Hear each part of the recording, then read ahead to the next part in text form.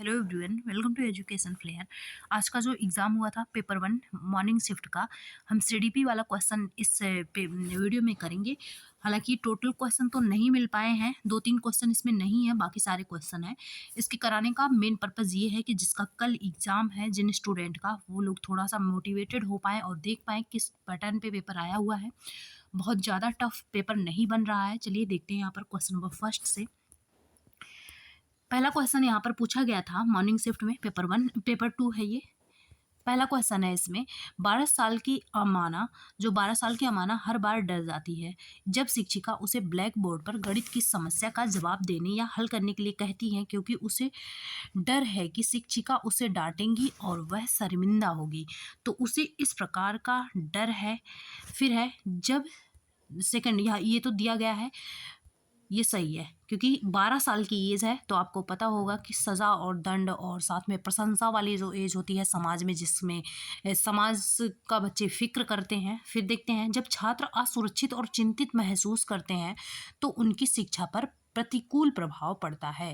तो ये भी सही है और साथ में ही ये एक्सप्लेन भी कर रहा है। तो यहाँ पर जो सही आंसर हो जाएगा ऑप्शन नंबर फर्स्ट होगा कि दोनों व्याख्या भी दोनों सही है और साथ में एक्सप्लेनेशन भी सही है।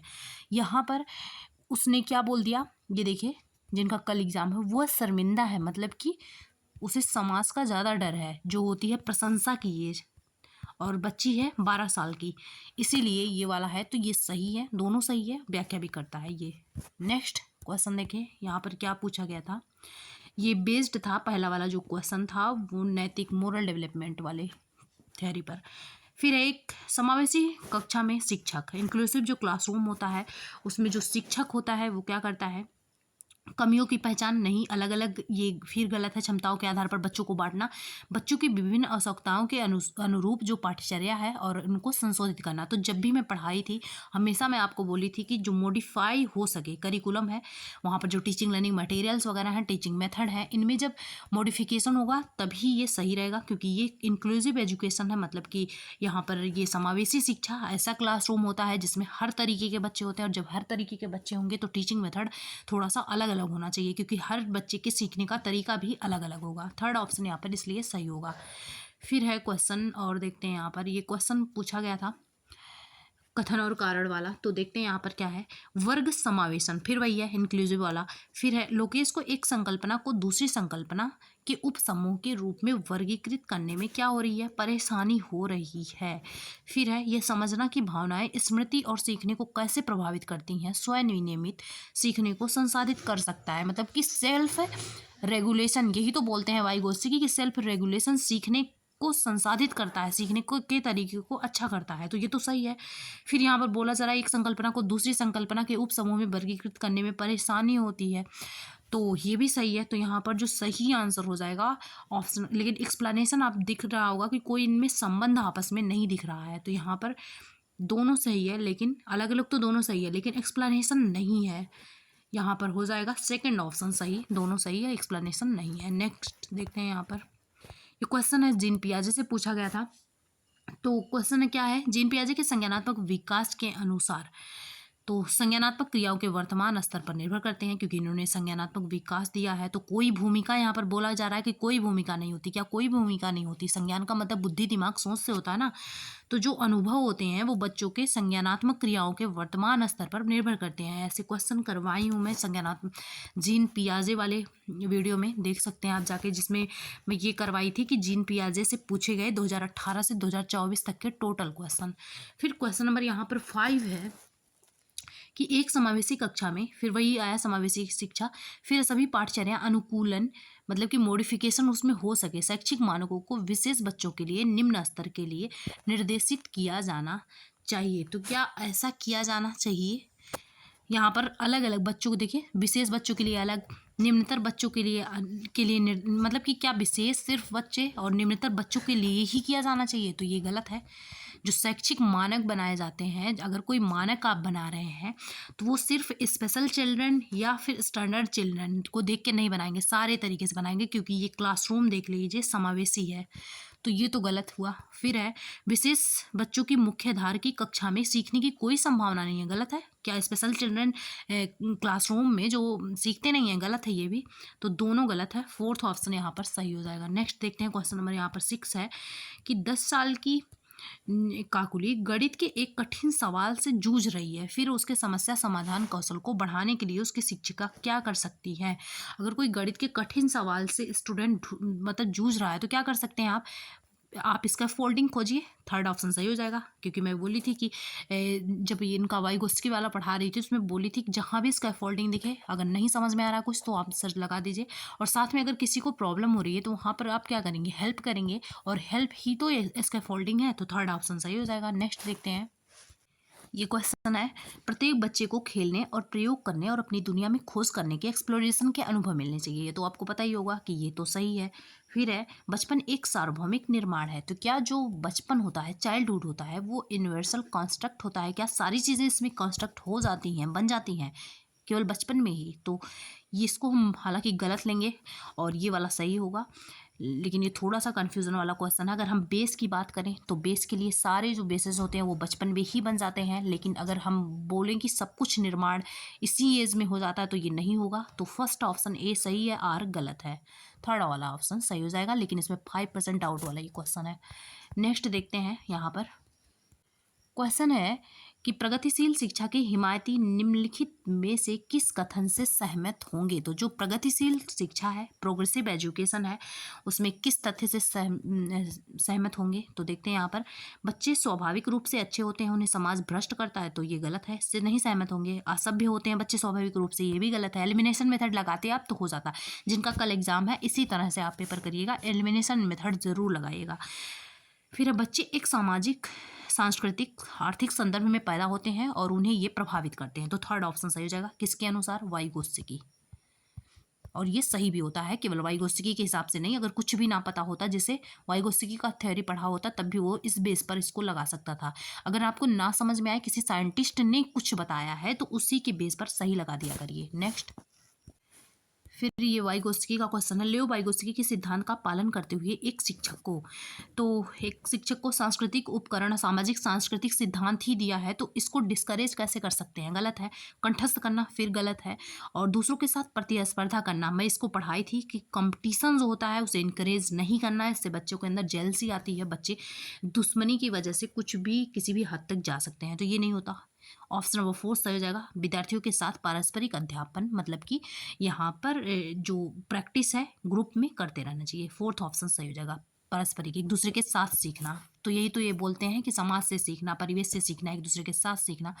तो फोर्थ ऑप्शन इसमें सही होगा। नेक्स्ट क्वेश्चन है, क्वेश्चन नंबर 8 है यहाँ पर कि लॉरेंस कोहलबर्ग के सिद्धांत के अनुसार कौन सा कथन सही है। तो लॉरेंस कोहलबर्ग के हिसाब से बताना कौन सा स्टेटमेंट है इसमें जो कि सही है। पहला है, नैतिक विकास लॉरेंस कोहलबर्ग ने दिया ही है प्रगति के सटीक अवस्थाओं, तो ये सटीक नहीं होता, फिर निर्दिष्ट नहीं कर सकता, ये भी है। फिर यह प्रायोगिक विधियों द्वारा अध्ययन पर आधारित है, तो क्या एक्सपेरिमेंट से आधारित है, ये नहीं है। बच्चों को दुविधात्मक स्थितियाँ, हाँ ये ऐसा क्वेश्चन हम किए हैं कि बच्चे इसमें क्या करते हैं, बच्चों को इसमें इट प्रेजेंट कॉन्फ्लिक्ट किया जाता है, फिर ऐसा सिचुएशन बच्चों के सामने, यही तो बताई थी कि बच्चों के सामने दुविधा पहले लाते हैं, फिर बच्चे उस टाइम पर कैसे रिएक्ट करते हैं, क्या अपनी प्रतिक्रिया देते हैं, यही तो करते हैं मोरल डेवलपमेंट में। तो थर्ड ऑप्शन सही हो जाएगा, जहाँ दुविधा वर्ड दिखे और लॉरेंस कोहलबर्ग का नैतिक विकास का, मोरल डेवलपमेंट का थ्योरी आए तो ये सही होता है। नेक्स्ट है क्वेश्चन, हार्वर्ड गार्डनर से क्वेश्चन आया है कि हार्वर्ड गार्डनर के बहुबुद्धि जो मल्टीपल इंटेलिजेंस का इन्होंने सिद्धांत दिया है, इसके अनुसार क्या है, बुद्धि समय के साथ बदलती है, क्या ऐसा है। फिर है, बुद्धि मुख्य रूप से आनुवांशिक विरासत में, तो ये तो गलत है, ये एनवायरनमेंट से भी प्रभावित होती है, केवल विरासत से नहीं मिलती है। फिर है, सटीक रूप से नहीं मापा जा सकता, ये भी गलत है। बुद्धिमत्ता जो एकेडमिक सफलता होती है उसको सफलतापूर्वक क्या कर सकता है, अनुमान लगा सकता है, तो अनुमान तो लगाया ही जा सकता है, प्रेडिक्ट यहाँ पर किया जा सकता है एकेडमिक सक्सेस को, तो फोर्थ ऑप्शन यहाँ पर सही हो जाएगा। नेक्स्ट क्वेश्चन, क्योंकि सटीकता वर्ड नहीं है, अनुमान है, इसीलिए हम इसको सही लगाएंगे। नेक्स्ट क्वेश्चन नंबर आपका 10 है कि निम्नलिखित में से कौन सा प्रदर्शन लक्ष्य अभिविन्यास, तो यहाँ पर जो परफॉर्मेंस गोल ओरिएंटेशन होता है, इसमें दूसरों को दिखावे के लिए करते हैं, अच्छे नंबरों के लिए करते हैं, मतलब कि हम समाज के लिए या फिर प्रशंसा के लिए करते हैं। तो फिर है विषय की गहरी समझ के लिए, ऐसा नहीं होता प्रदर्शन क्योंकि वहाँ पर करना है, तो अच्छा ग्रेड पाने के लिए, दूसरों से बेहतर होने के लिए हम कड़ी मेहनत करते हैं। सेकंड ऑप्शन यहाँ पर सही हो जाएगा। नेक्स्ट देखते हैं, क्वेश्चन नंबर 18 है यहाँ पर कि दिया गया है कि लड़कों की तुलना में लड़कियां, स्टीरियोटाइप फिर किया गया यहाँ पर, सामाजिक सांस्कृतिक कारकों से प्रभावित होने की जन्मजात प्रवृत्ति होती है। तो क्या जन्मजात होती है? नहीं। हमेशा मैं बोली हूँ कि स्टीरियोटाइप जो थिंकिंग है इसको समाज ने बनाया है, ये ना ही जन्मजात है और ना ही प्राकृतिक है, तो ये तो गलत है। लड़कियां आनुवांशिक रूप से लड़कों की तुलना में अधिक संवेदनशील हैं और कमज़ोर होती हैं, तो फिर ये गलत है, जिसके कारण उनकी जो सामाजिक अपेक्षाएं होती हैं अनुरूप संभावना अधिक हो जाती है। तो दोनों गलत है यहाँ पर, ये भी गलत है, ये भी। तो फोर्थ ऑप्शन सही हो जाएगा, both A and R false. Next question number 19 है यहाँ पर कि एक शिक्षिका को छात्रों को उनके पूर्व ज्ञान को नई संकल्पनाओं से जोड़ने के अवसर प्रदान करके अपनी कक्षा में सार्थक व सीखने व विवेचनात्मक सोच को सक्षम बनाना चाहती है। तो क्रिटिकल थिंकिंग वगैरह ला रही हैं ये पूर्व ज्ञान को नई संकल्पनाओं से जोड़कर। निम्नलिखित में से कौन सी रणनीति होगी जो कि सबसे ज़्यादा प्रभावी होगी? तो यहाँ पर देखते हैं, सबसे ज़्यादा याद करने की रणनीति तो हो नहीं सकती, तो ये तो ऐसे ही गलत होगा। पाठ्यपुस्तक, फिर मैं बोली थी कि पढ़ना लिखना गलत है, हालांकि सही होता है, लेकिन हम उत्तर देने के लिए गलत ही माना जाता है। फिर है छात्रों से नई सामग्री से संबंधित स्वयं के अनुभव, तो जहाँ पर स्वयं का अनुभव, स्वयं का बच्चे विचार अपना किसी के सामने रख रहे हैं, तो उससे अच्छा ऑप्शन कोई नहीं होता। थर्ड ऑप्शन यहाँ पर सही हो जाएगा। पेपर आपका ठीक बना है, इसी प्रकार से अगर कल भी पेपर बना तो बच्चों का जो पेपर है अच्छा चला जाएगा। क्वेश्चन नंबर 9 यहाँ पर 20 देखते हैं कि निम्नलिखित में से विद्यार्थियों में सीखने के लिए आकलन, तीनों बताई थी, assessment, for learning, of learning, as learning. सीखने के लिए आकलन का एक उदाहरण है अंतिम परीक्षा क्या होता है। हमेशा बोली थी, एक ट्रिक भी बताई थी योगात्मक कि आपके अंदर ज्ञान का पूरा योग हो गया और लास्ट में पूरे साल की परीक्षा ली जा रही है, तो परीक्षाएं जितनी भी होती हैं सारी समेटिव में आएंगी, तो ये गलत है। फिर है पूर्व ज्ञान की जांच के लिए कक्षा की शुरुआत में एक प्रश्नोत्तरी और विचार मंथन, तो ये सही हो जाएगा। पूर्व ज्ञान की जांच के लिए, तो ये सीखने के लिए किया जा रहा है। जब आपके पूर्व ज्ञान का जब आप कोई जानेगा कि आपको 1 2 3 आता है, पूछेगा क्वेश्चन, तभी तो जानेगा, तभी तो वो 1 + 2 + 3 पढ़ाएगा आगे, तो वही है। तो पहले हम पूर्व ज्ञान को जानते हैं, प्रियर नॉलेज को बच्चे के, तभी हम उस पर नए ज्ञान को रखते हैं, तो सेकंड ऑप्शन सही हो जाएगा। ये सीखने के लिए आकलन होता है। नेक्स्ट क्वेश्चन है क्वेश्चन नंबर, हालांकि नहीं दिया है, भय और तनाव का वातावरण। जो भय और तनाव का वातावरण होता है वो बच्चों को सचेत और हरदम तैयार रखता है, गलत है। भय नहीं रख करना है बच्चों को, अधिगम केवल बाहरी, ये भी गलत है। तो यहाँ पर ऑप्शन नंबर 4 वाला सही हो जाएगा, दोनों गलत हैं। नेक्स्ट है नई अवधारणाओं को पढ़ाने के लिए कौन सी प्रभावी रणनीतियां हैं। तो यहाँ पर न्यू कॉन्सेप्ट को अगर पढ़ाना है तो इफेक्टिव स्ट्रेटजीज क्या हैं। यहाँ पर उदाहरण प्रस्तुत करना, मैं बोली थी कि अगर नए किसी टॉपिक को पढ़ाना है तो हम उदाहरण के द्वारा शुरू करेंगे। साथ में अवधारणाओं के बीच संबंधों के बारे में सोच कर बढ़ावा देना, ये भी सही है, ये भी सही है। और परिभाषा देना तो गलत है, इसको मैं क्लास में भी बताई थी, परिभाषा से कभी नहीं स्टार्ट करते, तो ये सही है, ये सही है। और ये वाला जो है ये कन्फ्यूज़न वाली चीज़ें हैं। जब किसी बच्चे के अंदर कोई मिथ्स वाली कॉन्सेप्ट, जैसे कि कुछ ऐसी चीज़ें फीड हो जाती हैं जो कि गलत होती हैं लेकिन उसे सही लगता है, तो उस टाइम पे हम गैर उदाहरण लाते हैं, नए कॉन्सेप्ट के लिए नहीं। तो ये नहीं होगा, ये होगा, ये होगा। तो ऑप्शन नंबर 1 एंड 3 वाला सही हो जाएगा। हालांकि इसके भी होने का चांस है, लेकिन ज़्यादातर 90% यही ऑप्शन सही होगा, ये वाला। अब आयोग के ऊपर है, सेकंड ऑप्शन सही हो जाएगा। नेक्स्ट क्वेश्चन है क्वेश्चन नंबर 23 कि लेव वाइगोत्स्की संज्ञानात्मक विकास को किस रूप में देखते हैं। तो लेव वाइगोत्स्की की बात हो रही है, ये बोलते ही हैं कि बच्चों का जो लर्निंग प्रोसेस है वो किस में होना चाहिए, ग्रुप में होना चाहिए, समाज से बच्चे सीखें, संस्कृति से बच्चे सीखें, तो ये सहयोग हो जाएगा। फर्स्ट ऑप्शन सही हो जाएगा, कोलेब्रेशन। ऑप्शन नंबर 1 सही हो जाएगा। नेक्स्ट क्वेश्चन है क्वेश्चन नंबर, यहाँ पर ये हो ही चुका है, 24 देखते हैं। आप एक शिक्षक हैं, आप एक टीचर हैं, अपने छात्रों को आलोचनात्मक और रचनात्मक रूप से सोचने के लिए, तो यहाँ पर इनकरेज करना है बच्चे को क्रिएटिवली एंड क्रिटिकली थिंकिंग करने के लिए। निम्नलिखित में से कौन सी रणनीति इस प्रकार की चिंतन को बढ़ावा देने के लिए अधिक संभावना है। तो क्या हो जाएगा, एक परियोजना सौंपना जिसमें छात्रों को किसी विषय पर याद रखना, गलत ही है। फिर है छात्रों को उनके समाधान खोजने के लिए खुले। तो मैं ये हमेशा बोली थी कि जहाँ भी ओपन एंडेड क्वेश्चन आए, साथ में क्वेश्चन आपका पॉजिटिव हो, पूछा गया हो, तो वो सही होता है। तो सेकेंड ऑप्शन यहाँ पर सही हो जाएगा। खुले अंत वाले आपको दिख गया ओपन एंडेड क्वेश्चन। नेक्स्ट देखते हैं,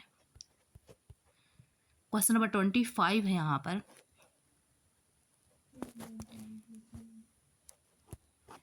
फिजा ने विश्लेषण किया कि उससे विषय जेड सीखने की तुलना में विषय एक्स अधिक समस्याएं हैं, क्योंकि वह विषय जेड में रुचि रखती है और ध्यान केंद्रित करती है। कौन सी संरचना फिजा की सोच को विश्लेषण करने की क्षमता का वर्णन करता है? तो ये जो फिजा है ये क्या कर रही है, ये कॉग्निटिव कॉन्फ्लिक्ट कर रही है। सेकंड फोर्थ ऑप्शन सही हो जाएगा, ये संघर्ष कर रही है सीखने के लिए। तो फोर्थ ऑप्शन सही हो जाएगा ये। नेक्स्ट क्वेश्चन है, क्वेश्चन नंबर 26 है यहाँ पर कि कौन सा कथन नैदानिक आकलन के उद्देश्य का उपयुक्त वर्णन करता है? तो जो नैदानिक आकलन होता है, डायग्नोस्टिक असेसमेंट, रेमेडियल टीचिंग, दोनों बताई थी कि रेमेडियल टीचिंग आता है, फिर डायग्नोस्टिक आता है। तो यहाँ पर विद्यार्थियों को अपने सहकर्मियों के काम के समालोचनात्मक आकलन करने का अवसर देना। तो नेक्स्ट ऑप्शन है फिर कि विद्यार्थियों की अभिवृत्ति की पहचान करना और अनुसार व्यावसायिक निर्देशन तैयार करना। शिक्षकों को उनके शिक्षण विधियों के बारे में प्रतिपुष्टि फीडबैक देना, ये होता नहीं है।